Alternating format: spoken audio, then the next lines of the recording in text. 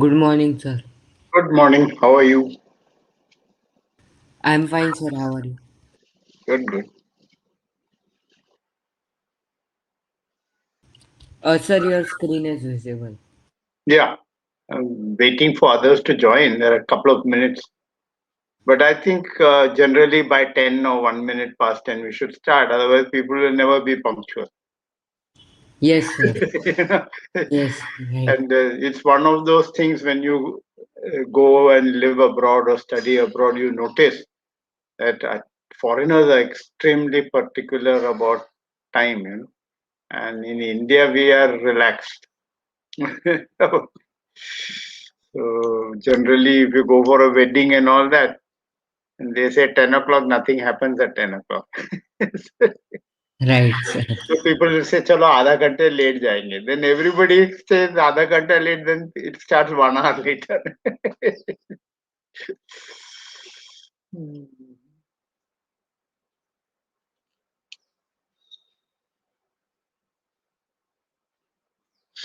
What basically happens, especially in Japan and Germany and all, even local buses, they come on dot on that time.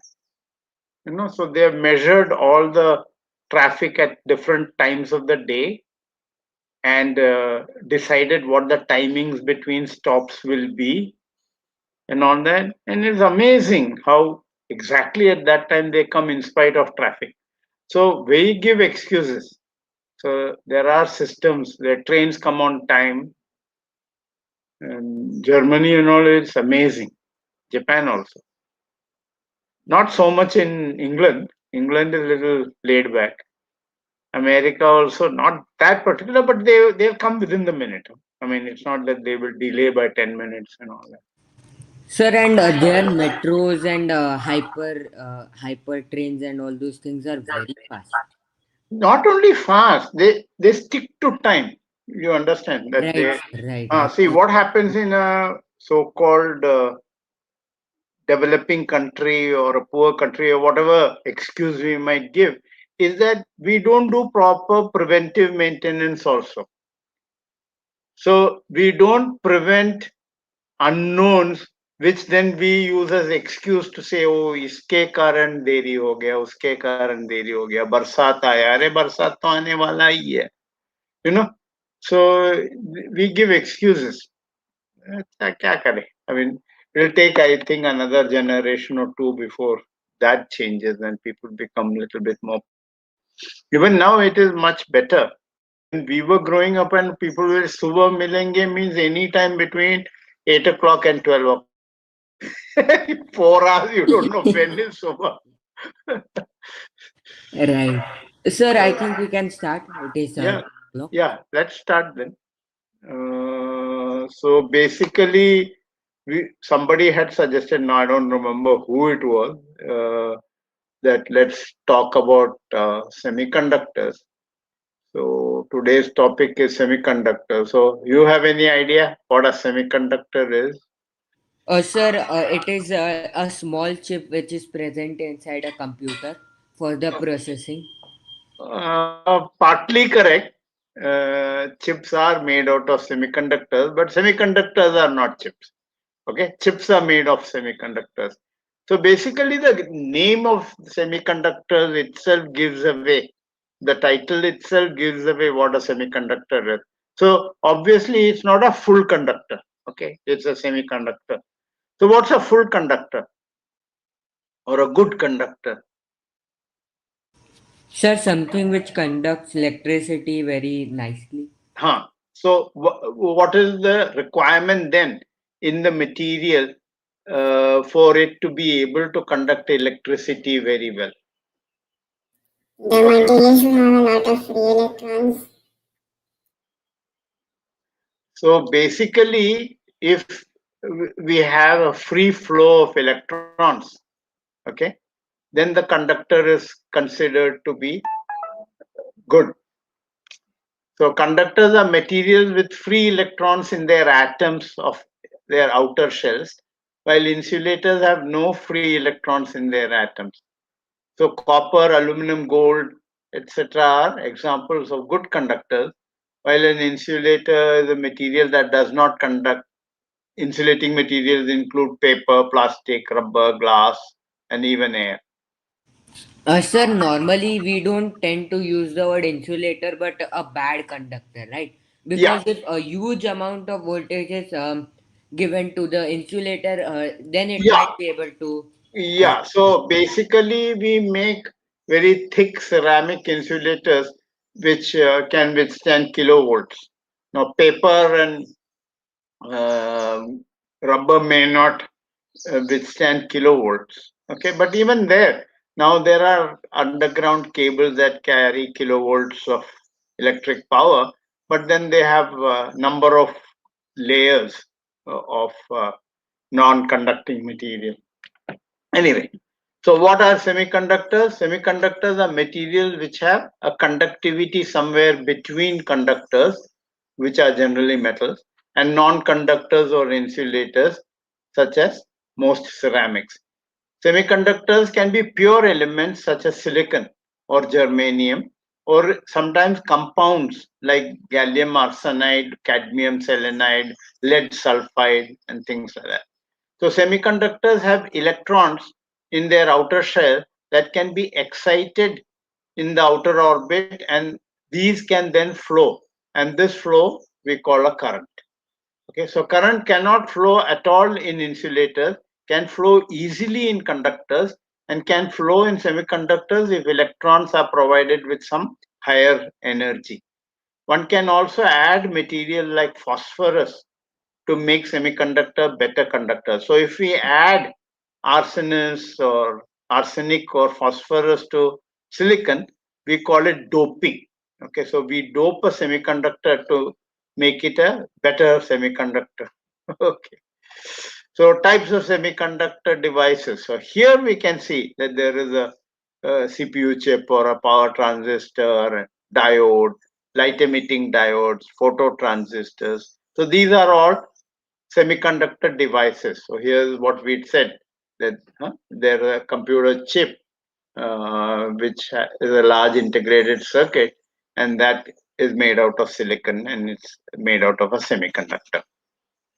Okay, so one of the materials that we talk about is silicon, and it is the most widely used semiconducting material.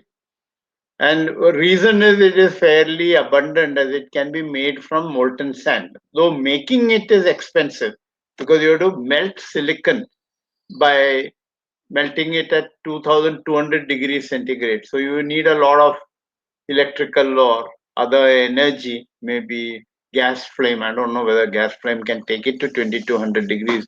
But anyway, so you need very high temperatures to melt sand, and then you can make silicon. Pure silicon is also made by pulling silicon from molten silicon using a small silicon crystal as a seed.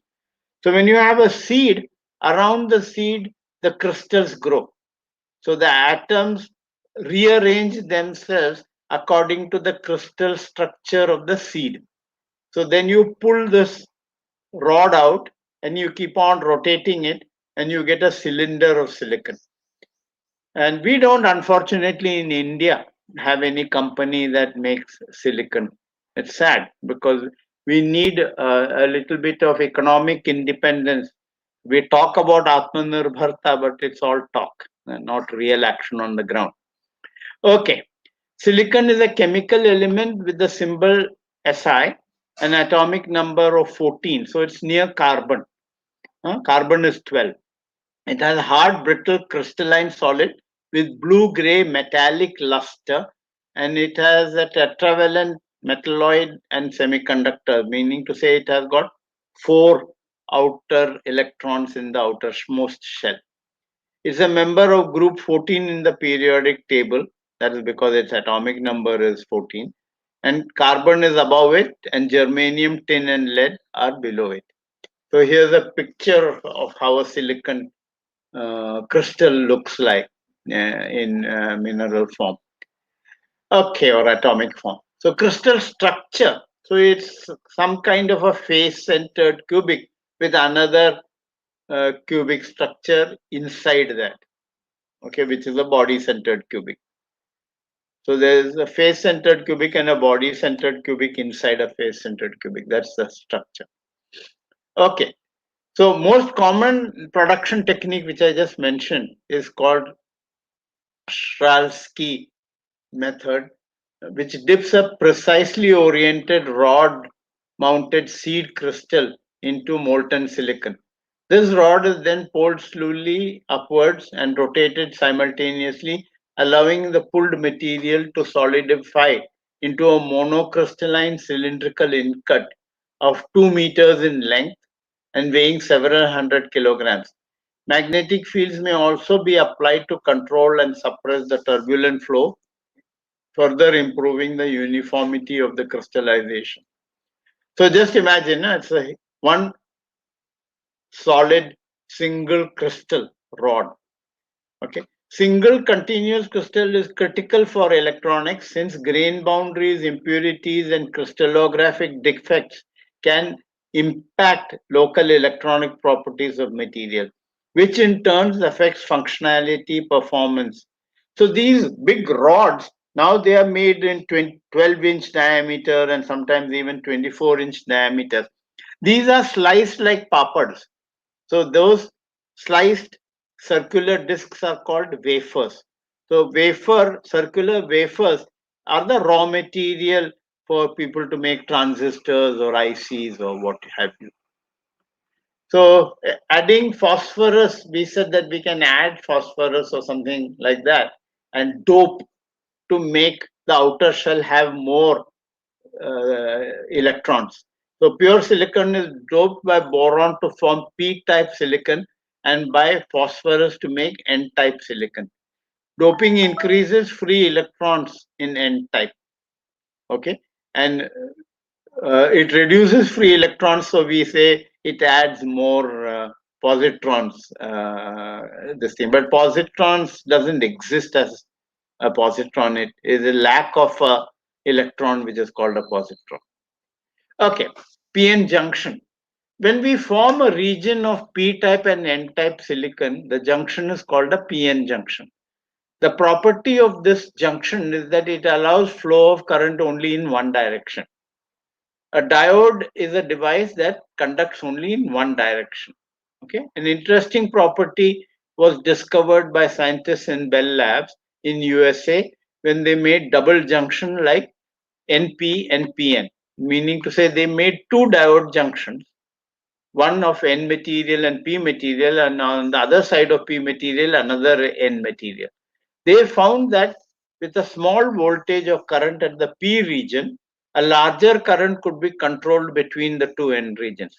Similarly, we can have PNP devices. So these devices were called transistors, means transfer resistors, meaning to say that by voltage they could control the resistance and increase or decrease the current. So that's why they were called transfer resistances and then transistors.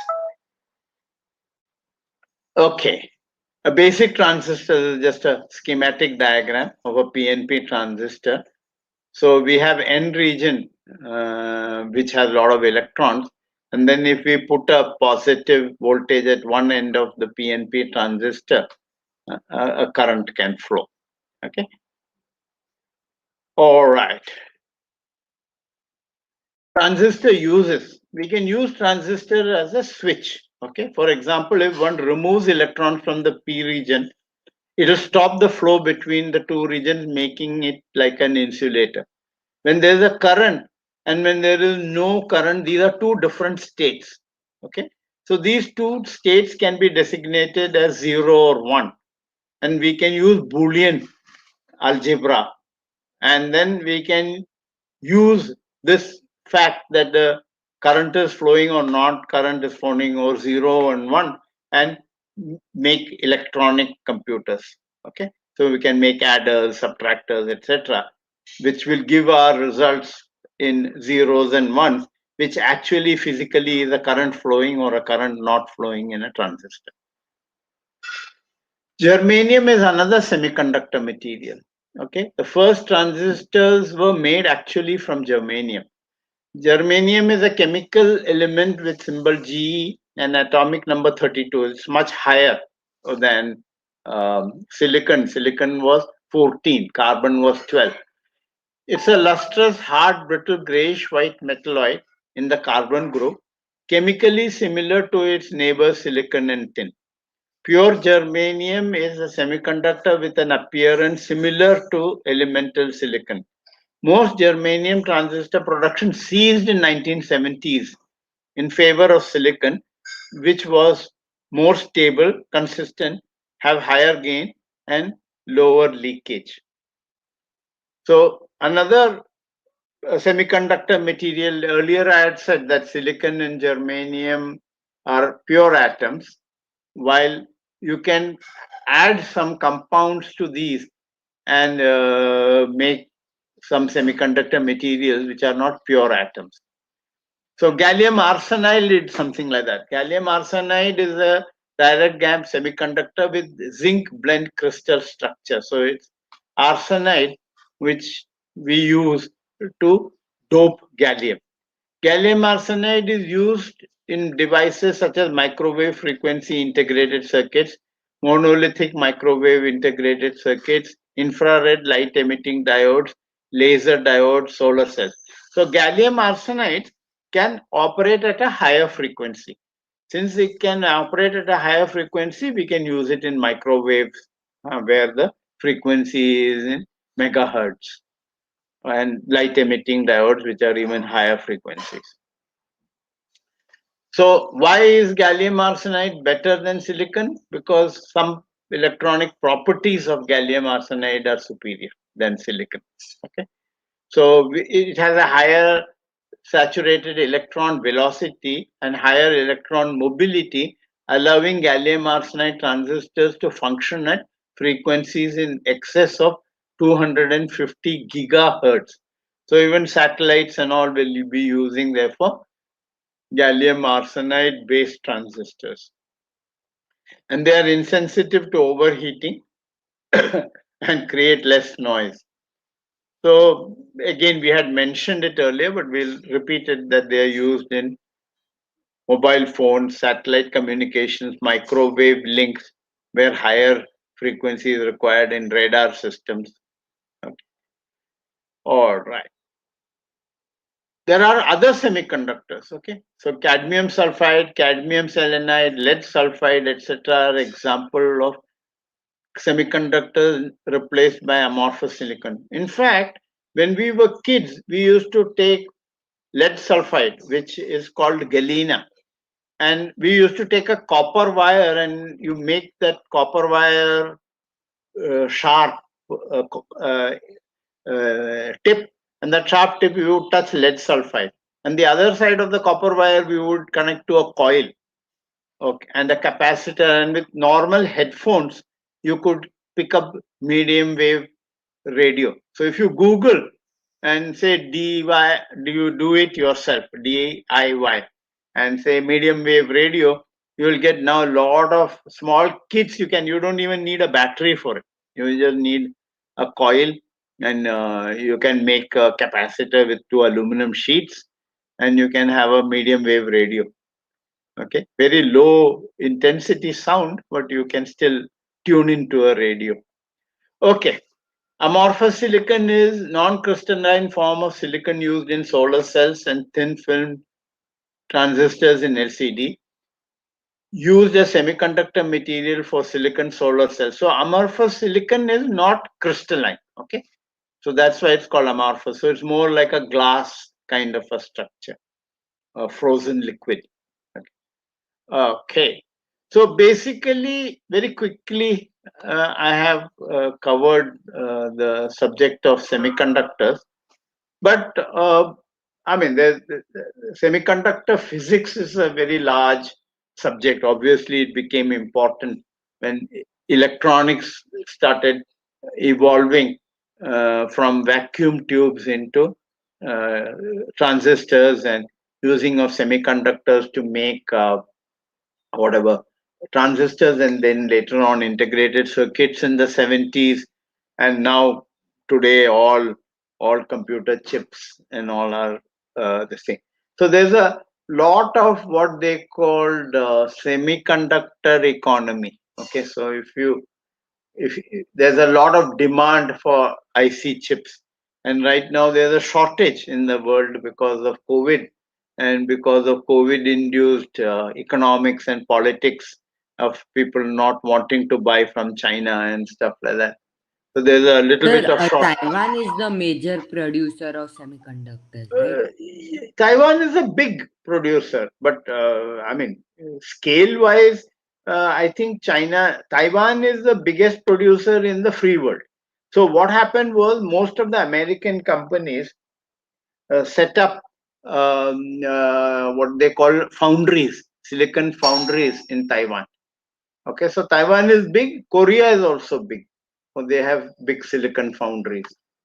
Somehow we missed the boat. I don't know why we never got into making silicon foundries. Of course, you need a lot of electricity, but that is okay. I mean, the price that semiconductors command in the market is good enough that you can spend a little expensive electric power and still make semiconductors.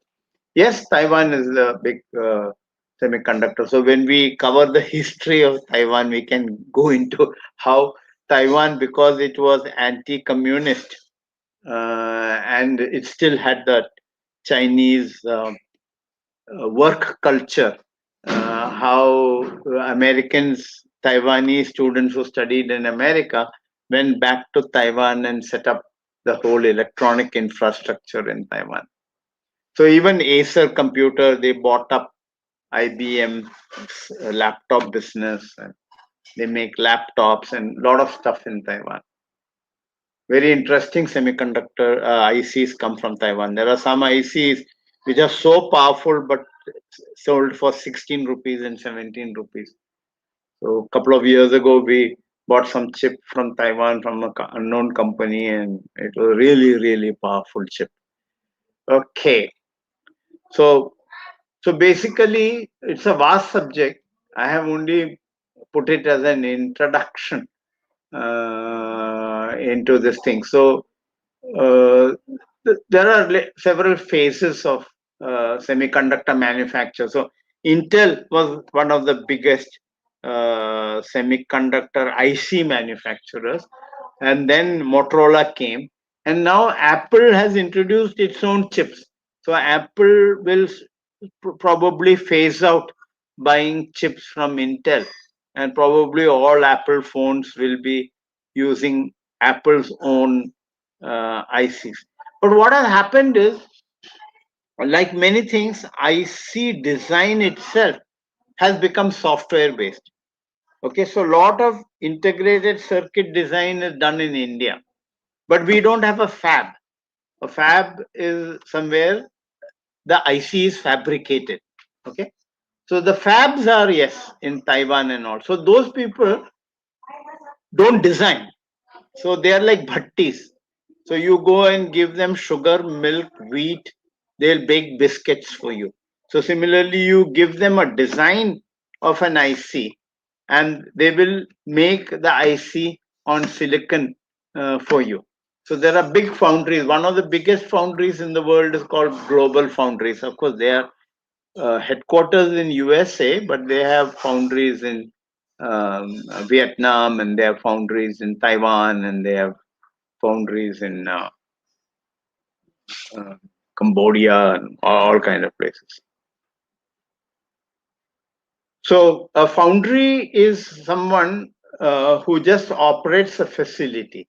The there is a whole list of companies which make silicon, and most of the silicon making companies are in Japan for some reason, and one or two in Norway.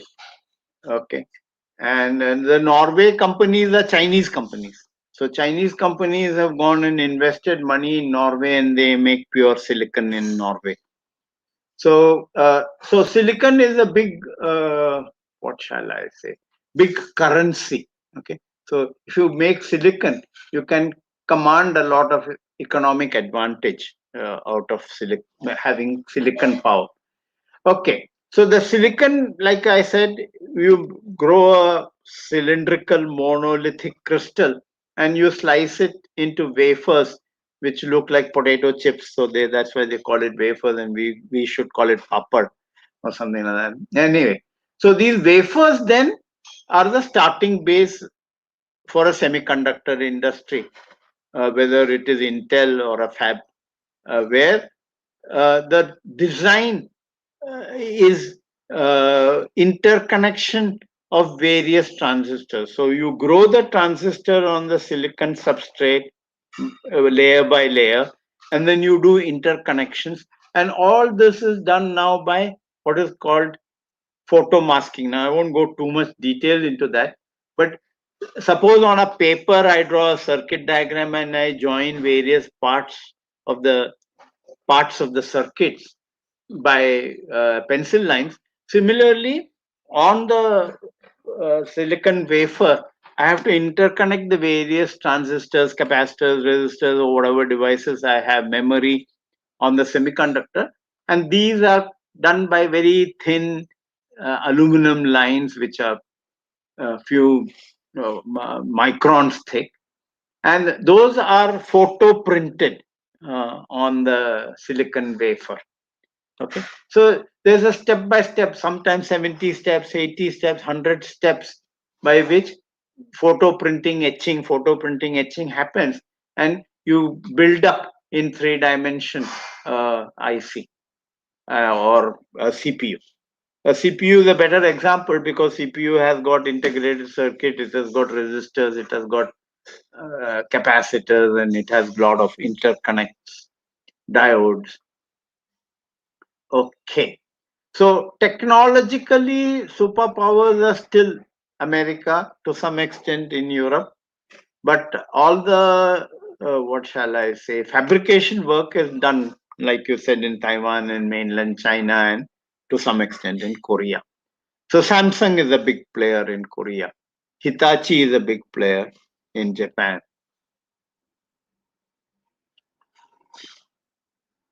And then we have one or two. Siemens is a big player, but Siemens sold out their semiconductor division. Philips used to make semiconductors. They also sold off. SGS, there's a company called SGS out of France. And they are located in Delhi also, Noida. But they don't make anything. They only design in India. Making is all done in China or Taiwan or some South Asian countries. Philippines. Okay, guys. So fire away questions.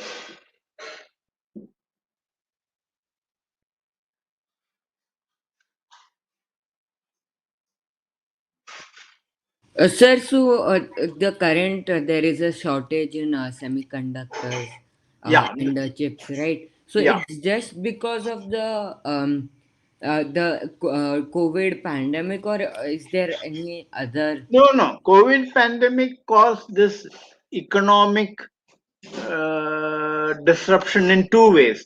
One, political, where they say we won't buy Chinese goods. That was one. The second was because of COVID, people thought that total manufacturing would go down. So, for example, yesterday somebody was mentioning that wood prices in America has gone up. So if you're a hobbyist in making furniture at home or making some wooden shelves at home, if you go to a shop that sells planks, the planks are expensive. Because what happens is if you cut a tree, then you make a plank out of the tree, to dry it and cure it is a 6 or 7 months process.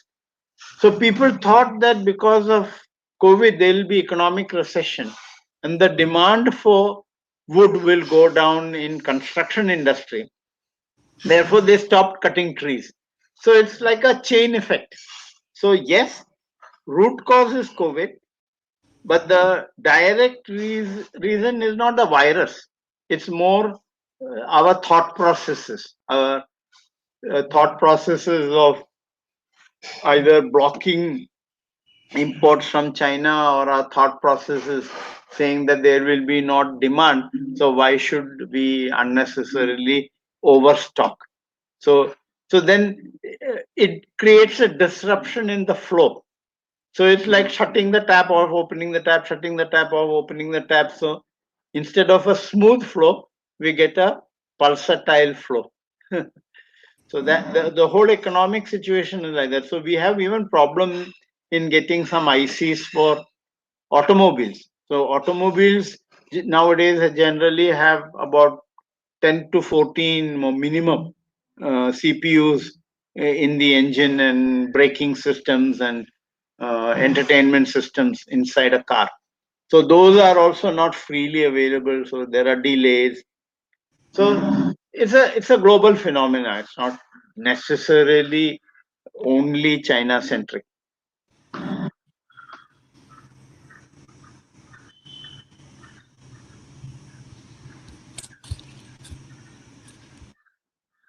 And you realize, no, that to make anything today, suppose I have to make pure ICs or good ICs, then I have to have pure silicon, pure gases, I have to have nitrogen, I have to have oxygen, all have to be very pure. Water has to be very pure. Whatever aluminum, gold, everything, they have to be very pure.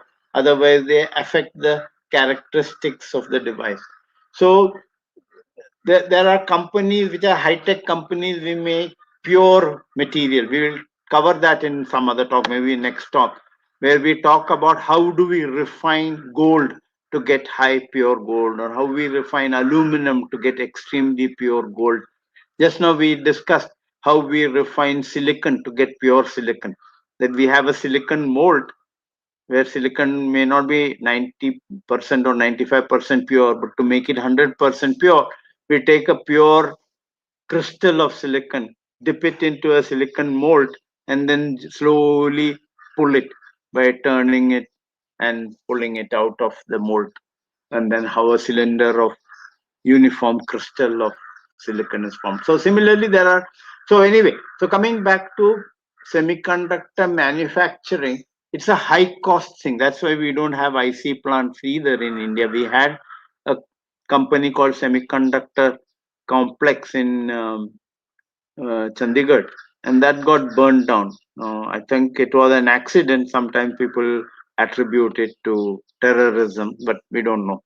Anyway, so after that, no new IC fabrication plants have come up. They have a very small IC manufacturing plant that Bharat Electronics has, but they don't make commercial ICs. They make ICs only for defense use.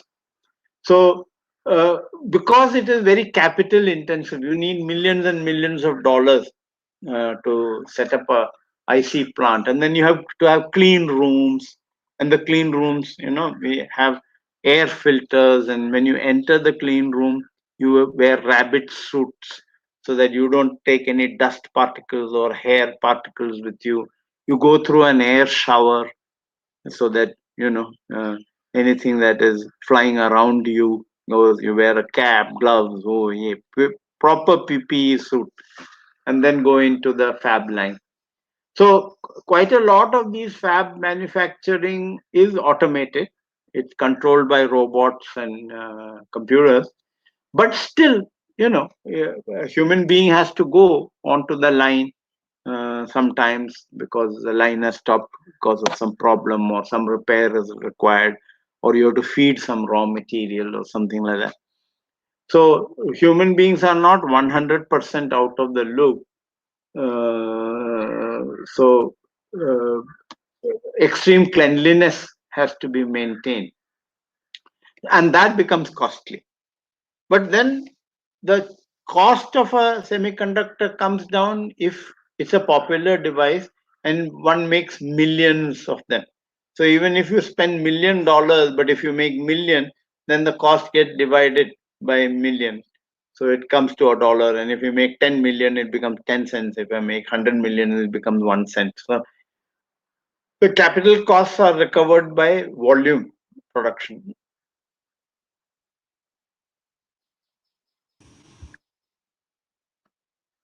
So anything else you guys want to know?